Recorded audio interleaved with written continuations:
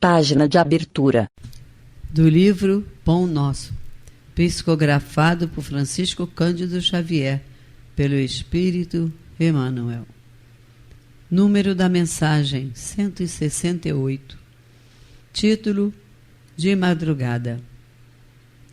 E no primeiro dia da semana, Maria Madalena foi ao sepulcro de madrugada, sendo ainda escuro, e viu a pedra removida do sepulcro. João 21. Não devemos esquecer as circunstâncias em que Maria de Magdala recebe a primeira mensagem da ressurreição do Mestre. No seio de perturbações e desalentos da pequena comunidade, a grande convertida não perde tempo em lamentações estéreis, nem procura o sono do esquecimento. Os companheiros haviam quebrado o padrão de confiança.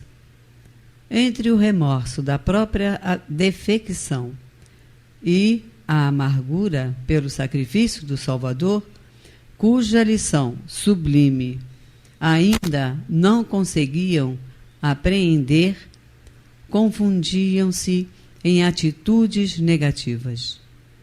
Pensamentos contraditórios e angustiados azorragavam-lhes os corações. Madalena, contudo, rompe o véu de emoções dolorosas que lhe embarga os passos. É imprescindível não sucumbir sob os fardos, transformando-os, acima de tudo, em elemento básico na construção espiritual. E Maria resolve não se acovardar ante a dor, porque o Cristo fora imolado na cruz. Não seria lícito condenar-lhe a memória bem amada ao ouvido ou à indiferença. Vigilante, atenta a si mesma, antes de qualquer satisfação a velhos convencionalismos, vai ao encontro do grande obstáculo que se constituía do sepulcro muito cedo, precedendo o despertar dos próprios amigos, e encontra a radiante resposta da vida eterna. Rememorando esse acontecimento simbólico, recordemos nossas antigas quedas, por havermos esquecido o primeiro dia da semana, trocando em todas as ocasiões o mais cedo pelo mais tarde. Emmanuel. E agora, a palestra. Olá, amigos do Grupo Espírita Francisco de Assis. Espero que estejam todos bem. Vamos hoje dar continuidade ao estudo do Evangelho segundo o Espiritismo. E hoje vamos iniciar o capítulo 12, que se chama Amai os vossos inimigos. Os itens que a gente vai comentar hoje são os itens 1 a 4, e tem como item, como subtítulo, retribuir o mal com o bem. É interessante a gente lembrar que a gente terminou, no último estudo sobre o Evangelho, nós terminamos o capítulo anterior a esse, que se tratava do tema amar ao próximo como a si mesmo, E hoje nós vamos iniciar o próximo capítulo, que é entender esse próximo como sendo um inimigo, Entender que o tema amar o próximo inclui entre os próximos os inimigos. Então, esse capítulo se chama Amai os vossos inimigos. Então, como que a gente pode tratar os nossos inimigos? Qual é a mensagem trazida por Jesus sobre esse tema? Então, logo os dois primeiros itens desse capítulo 1 e 2 são duas passagens do Novo Testamento, Evangelho de Mateus e Evangelho de Lucas, que eu vou ler porque elas são muito interessantes e vão dar base para a gente estudar, à luz da doutrina espírita, esses ensinamentos trazidos por Jesus, né? Então, começa assim no Evangelho de Mateus, capítulo 5, itens 20, e depois itens 43 a 47. Aprendestes o que foi dito: amareis o vosso próximo e odiarei os vossos inimigos. Eu, porém, vos digo: amai os vossos inimigos, fazei o bem aos que vos odeiam e orai pelos que vos perseguem e caluniam, a fim de serdes filhos do vosso Pai que está nos céus, e que faz se levante o sol para os bons e para os maus, e que chova sobre os justos e os injustos. Porque se só amardes os que vos amam, qual será a vossa recompensa? Não procedem assim tão bem os publicanos? Se apenas os vossos irmãos saudardes, que é o que com isso fazeis mais do que os outros? Não fazem outro tanto os pagãos? Digo-vos que se a vossa justiça não for mais abundante que a dos escribas e dos fariseus, não entrareis no reino dos céus.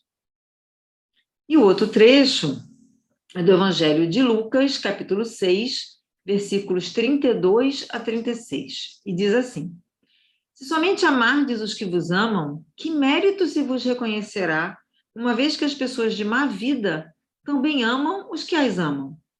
Se o bem somente o fizerdes aos que vô-lo fazem, que mérito se vos reconhecerá, dado que o mesmo faz a gente de má vida?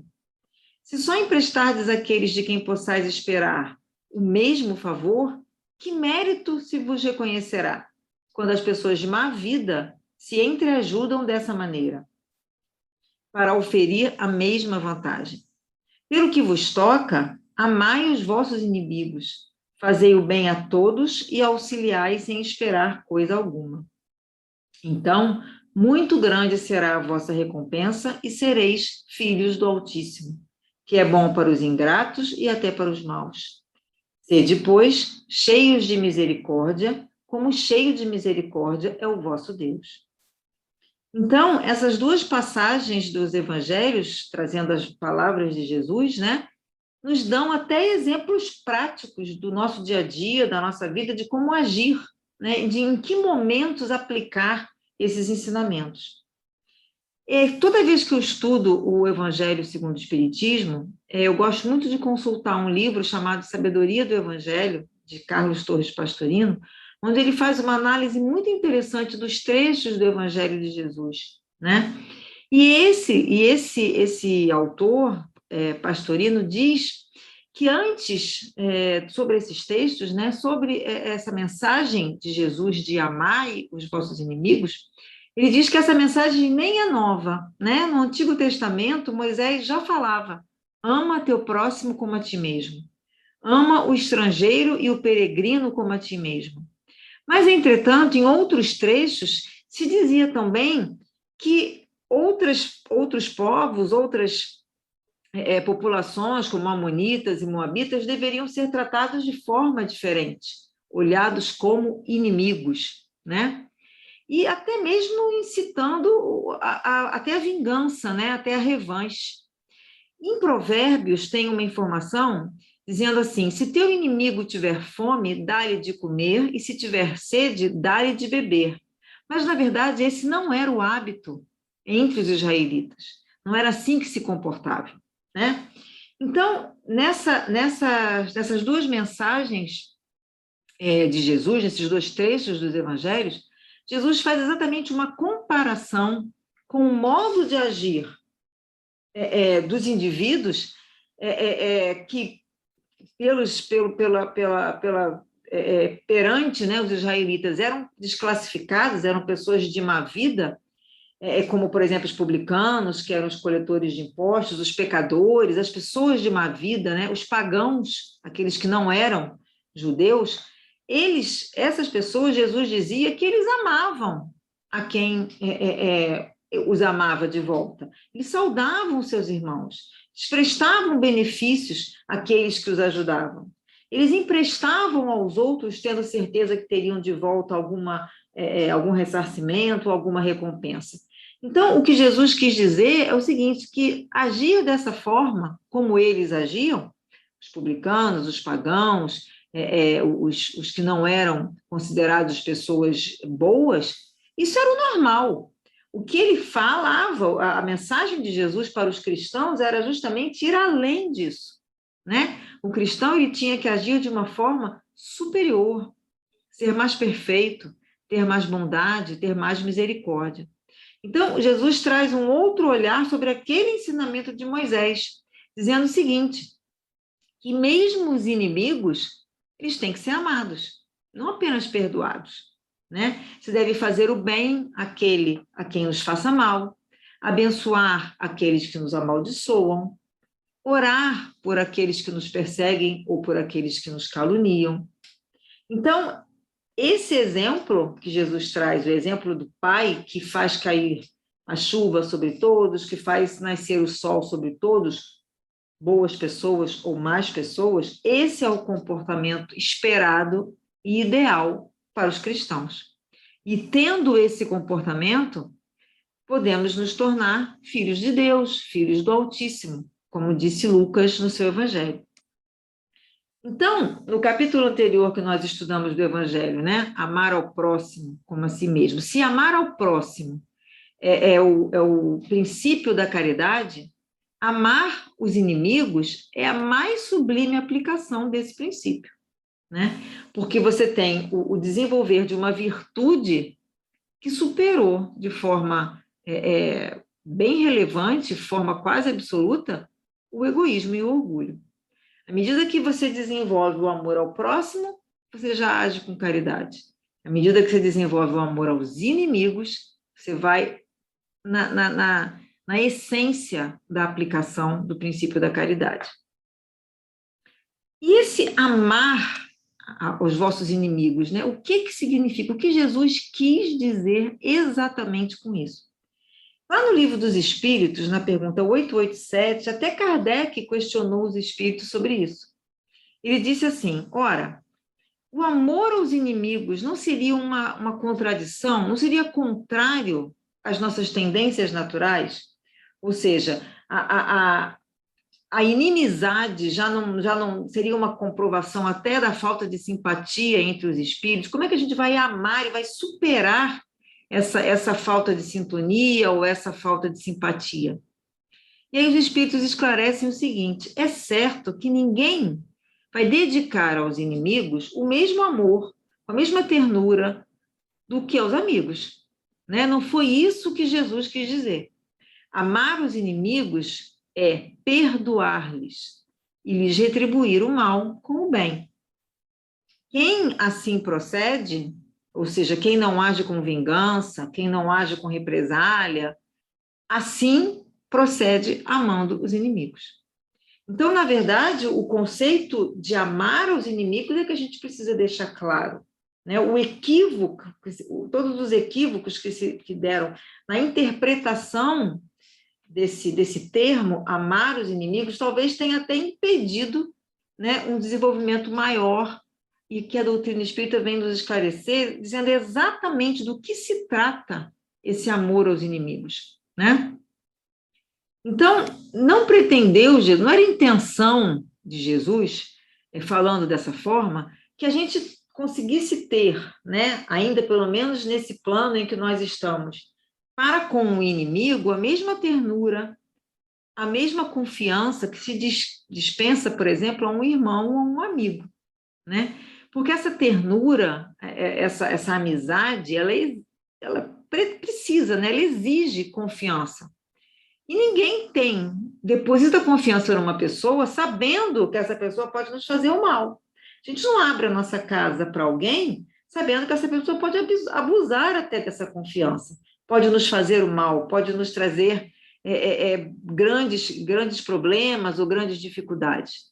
Então, não, as amizades, né, os relacionamentos de amizade, os relacionamentos de irmãos, não são os relacionamentos que se tem com inimigos. Não se consegue construir sem a confiança essa afinidade, essa relação de afeto tão terna e tão presente. Então, quando há desconfiança, os laços de simpatia já ficam mais difíceis de serem estabelecidos, né? Não há uma comunhão de pensamento. Então, ninguém pode sentir, estando na presença de um inimigo, as mesmas alegrias, mesma confiança, o mesmo prazer que se tem, estando rodeado de amigos, ou de irmãos, ou de pessoas de confiança, né? Até mesmo, Kardec fala, né, os espíritos falam lá no Evangelho, que essa percepção de não se sentir bem perto de pessoas que não são amigas, não são irmãos, é uma lei física, né? A de assimilação e de repulsão de fluidos, porque o pensamento, aquele pensamento, como a gente fala, né, pesado, né, malévolo, de má intenção, ele traz uma corrente fluídica de impressão penosa, né, de impressão ruim. Enquanto que pessoas que têm pensamentos bons, pensamentos de amor, de caridade, de fraternidade, eles têm ao redor de si a presença de fluidos muito leves, muito sutis, muito que nos dão uma sensação agradável. E aí isso é muito factível, né? A gente percebe sensações boas ou sensações ruins ao estar próximo de pessoas diferentes, né? Às vezes a gente chega num ambiente, a gente percebe, mas o ambiente não está bom, o ambiente está penoso, está pesado, né? Está difícil. Enquanto que outras vezes a gente percebe boas sensações, leveza, uma paz, uma tranquilidade. Isso se dá por esses fluidos, né? O fluido cósmico universal é a estrada, né? É o caminho do pensamento, é onde o pensamento se manifesta e por onde ele se transporta, né? Então, ele traz para o nosso perispírito essa percepção, né? De nos sentirmos bem ou nos sentirmos mal na presença de amigos ou de não amigos. Então, amar os inimigos não é ter uma afeição que é contrária à nossa natureza, né? Não é ter com eles a mesma afeição, o mesmo sentimento que se tem com um amigo, com um irmão. Então, o que é, afinal de contas, amar os nossos inimigos, né? Do que se trata? Do que a gente tem que fazer para poder efetivamente cumprir, né, as palavras de Jesus, seguir os seus ensinamentos. Então, o Evangelho nos diz que amar os inimigos é não lhes guardar ódio, nem rancor, nem desejo de vingança. É perdoar-lhes, sem pensamento oculto e sem condições, o mal que nos fazem. É não opor nenhum obstáculo a uma possível reconciliação, por exemplo. É desejar-lhe o bem e não o mal. É experimentar alegria e não pesar com algum bem que possa acontecer a essa pessoa. É socorrê-los se estão em necessidade. É abster-se, quer por palavras ou por atos, de tudo o que possa prejudicá-lo. E é, finalmente, retribuir sempre o mal com o bem, sem a intenção de humilhar. Então, essas regras, esse manual de instruções, quem procede dessa forma, quem segue essas regras, efetivamente segue esse mandamento: amai os vossos inimigos, né? Então, observa que esse sentimento de amor é diferente do mesmo sentimento que se tem com amigos, com pessoas próximas, com pessoas afins. Mas essa essência do exercício da caridade é o amor-perdão, né? É o amor fazer o bem. O próprio Evangelho, lá no seu capítulo 28, capítulo que trata da coletânea das preces espíritas, ele traz um item específico: prece pelos nossos inimigos. E traz um exemplo que nos facilita de uma prece que se possa fazer por aquele ou aquela que circunstancialmente nessa encarnação, nessa situação, se comporta ou age de uma forma contrária e que a gente considera um adversário, um inimigo, que seja dessa forma. E esse entendimento dos inimigos, ele tem uma variação se a gente considera uma única existência ou se a gente tem um entendimento que a doutrina nos traz das múltiplas existências, né? Porque aquele para quem a vida se limita ao espaço de tempo entre o berço e o túmulo, em uma única encarnação, ele entende esse inimigo como alguém nocivo, como alguém que ele precisa se afastar, como alguém que ele precisa se vingar, né? Que ele tem que se livrar. Ele não pensa em perdoar, pode até soar como um ato de fraqueza esse perdão, né? Se ele não se vinga, ele nunca vai querer o bem a essa pessoa, né? Conserva rancor, um desejo secreto pelo mal, fica feliz se aquela pessoa se dá mal, né? Então, o entendimento de uma única existência dificulta até o exercício desse perdão, dessa compreensão. Mas quando a doutrina espírita nos abre as portas da eternidade, da espiritualidade, das múltiplas encarnações, a nossa maneira de enxergar essa situação, esse ensinamento de Jesus, é muito diferente, é muito diversa. Porque a gente, ao entendermos a nossa situação de espíritos imortais, que temos uma eternidade pela frente, que já tivemos muitas encarnações, estamos em uma encarnação e ainda teremos outras, o nosso entendimento de passado, de presente e de futuro faz com que, sob outro ponto de vista, a gente consiga enxergar esse inimigo, né? Muda a perspectiva, né? Então, à medida em que nós encarnamos num planeta como esse, de provas e expiações, à medida que nós entendemos que nós ainda somos, lá no estudo da escala espírita, do Livro dos Espíritos, a partir da questão 100, quando a gente começa a estudar a escala espírita e nos percebemos, nos entendemos ainda espíritos simples e em caminho muito, muito pequeno de evolução, fazendo parte lá da terceira ordem de espíritos, espíritos imperfeitos, e encarnamos num planeta de provas e expiações onde o mal ainda prepondera, é claro que nós nos defrontamos com provas, nos defrontamos com expiações, com ajustes com o nosso passado. E à medida em que nós entendemos também, e a doutrina nos esclarece isso com muita, muita clareza e muita justiça, né? De que nós nos defrontamos com as nossas dificuldades com o objetivo de evoluir, com o objetivo de nos melhorarmos, com o objetivo de sairmos da encarnação melhor do que como nela entramos. Então, as provas e as expiações que nos deparamos, pelo fato de sermos imperfeitos, pelo fato de estarmos num planeta ainda imperfeito, nós já aceitamos, nós já entendemos. Nós já entendemos que isso faz parte da justiça de Deus. Então, esse ensinamento de Jesus, amai os vossos inimigos, vem fazer com que nós entendamos os instrumentos dessa nossa evolução, que são esses inimigos. Então, se nós não nos queixamos mais das nossas provas, tampouco devemos nos queixar daqueles que servem de instrumento a elas. Então, se nós entendemos as nossas provas, as nossas expiações e as nossas dificuldades como degraus na nossa escala evolutiva, onde nós desenvolvemos as nossas virtudes, a paciência, a tolerância, a caridade, o amor ao próximo, a fraternidade, o entendimento.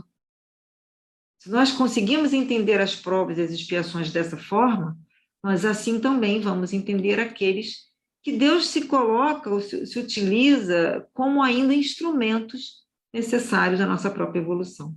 E eles também estão a caminho da evolução. Todos nós estamos no mesmo caminhar, na mesma trilha, e vamos todos nos encontrar lá no final na perfeição, na nossa perfeição relativa, né? A mais próxima, a maior perfeição possível, já que Deus é a perfeição absoluta. E à medida que nós temos esse entendimento, fica mais fácil o lidar com esses inimigos, fica mais fácil começar a desenvolver o amai aos vossos inimigos, né? Então, já concluindo esse estudo, que é muito forte, é muito importante no momento que nós estamos vivendo, de grandes dificuldades, de grandes embates, né? Voltar às passagens do Evangelho, voltar a esse entendimento do amor aos inimigos, se torna um assunto muito atual e muito presente na nossa vida, né? Então, nessas passagens de Lucas e de Mateus, em que Jesus trata do amor aos inimigos, Jesus considera esses inimigos como nossos maiores benfeitores, né? Porque nos ajudam a evoluir mais rapidamente e mais seguramente, aparando as nossas arestas, quebrando os nossos espinhos, nos fazendo limpar, né? Fazendo uma limpeza dos nossos defeitos, transformando os nossos vícios em virtudes. Então, o que Jesus basicamente nos diz de orientação, né, de como sermos cristãos, que não basta ser e fazer como os outros, como os publicanos, como os pecadores, como as pessoas de má vida, como os pagãos, não basta. Nós temos que ir além, né? Nós temos que retribuir com bondade e com gratidão os benefícios que nós recebemos com alegria, mas também os benefícios que nós recebemos com lágrimas, que são as nossas provas e as nossas expiações, né? Então, a exigência da evolução, ela é para todos nós. Ela é para todos e para os cristãos nessa passagem de Jesus, né? Então, nesse trecho que Jesus nos ensina a superar, né, a nos superarmos e nos igualarmos a Deus, a imitar, buscar imitar a perfeição divina que trata a todos da mesma forma, né? Como diz Pastorino no seu livro Sabedoria do Evangelho, ele diz: o Pai Celestial constitui a vida de todas as criaturas, boas e más, justas e injustas, santas e criminosas, sábias e ignorantes, e a todos, igualmente, sem distinções, dá o sol e a chuva, o ar para respirar, a terra para habitar, deixando plena liberdade a todos para que escolham o próprio caminho, o livre-arbítrio aí presente. Então, Deus nos dá a todos igualmente todas as condições, mas o caminho, a trilha, cada um faz a sua. E se a estrada escolhida é errada, não há intervenção divina nem castigo. É o próprio Espírito que vai encontrar pela frente a lei. E aí vai ter que se esbarrar com a necessidade do sofrimento e da dor, até que aprenda a descobrir por onde sair dessa situação. Então, observa que Deus é justo e bom para com todos, e cabe a cada um escolher o caminho a seguir. Então, aí, Jesus já nos deu a dica, o caminho para a perfeição: amar os vossos inimigos. Mas amá-los realmente, né? Não da boca para fora. Fazer o bem aos que nos odeiam, mas beneficiar efetivamente, de fato, com preces sinceras, com boas ações e com boa vontade. Abençoar aqueles que nos amaldiçoam, mas abençoar mesmo, do fundo do coração. Reconhecer o bem que nos fazem, mesmo nos causando sofrimento. E, portanto, quando nos ajudam a resolver antigos débitos. São os instrumentos de Deus para que isso aconteça. Orar pelos que nos difamam, pedindo a Deus que lhes proporcione paz e felicidade. E assim, terminando o Pastorino, ele fala com ilimitada generosidade, emprestar, se o pudermos, mesmo sabendo que talvez não tenhamos ressarcimento. Saudar a todos cortesmente, ainda que não recebamos resposta. Ou mesmo que a gente possa ouvir até desaforos, né? Mas continuar ainda assim, tratando todos com respeito e com humildade.